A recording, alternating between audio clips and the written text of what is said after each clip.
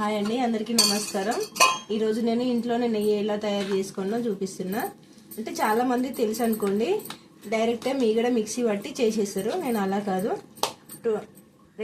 రెండు వారాలు మీగడ అంతా ఒకతాను వేస్తానండి. వేసి నేను తోడేసి నైట్ అంతా బయట పెట్టి మళ్ళీ పొద్దున 2 hours అయితే ఫ్రిడ్జ్లో పెట్టుకుంటా. ఎందుకంటే చల్లదనానికి మంచిగా అవుతుంది. గట్టిగా ఫ్రిడ్జ్లో పెట్టి తీసిన తర్వాత కొన్ని వాటర్ పోసుకొని ఇట్లా మంచిగా మనం చీల్కాలి, వాసన రాకుండా ఉంటుంది. అదేంది మిక్సీకి వేయకుండా ఇవన్నీ ప్రాసెస్ ఎందుకు అనుకుంటారు కదా.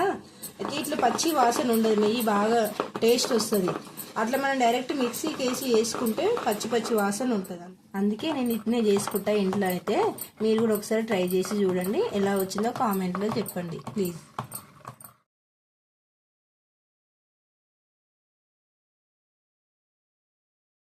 చూడండి, ఇట్లయితే 5 నిమిషాలు తిప్పిన తర్వాత వాటర్ అంతా సపరేట్ అయిపోయినాయి కదా. మనకి ఇది ఎన్నపూస అంతా సపరేట్ అయిపోతుంది. అది తీసి మనం కడాయిలో కానీ గిన్నెలో కానీ వేసి స్టవ్ వెలిగిస్తే అయిపోతుంది. వేస్టేజ్ కూడా ఎక్కువ కాదు. మీరే చూడండి.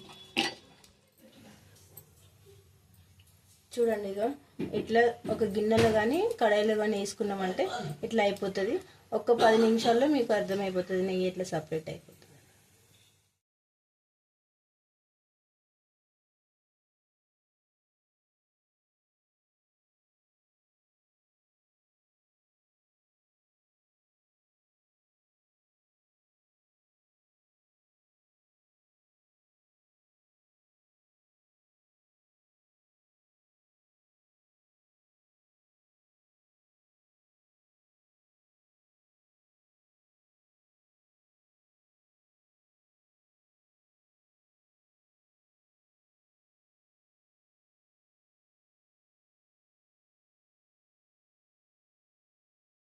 ఇప్పుడు మొత్తం అయిపోయింది కదా.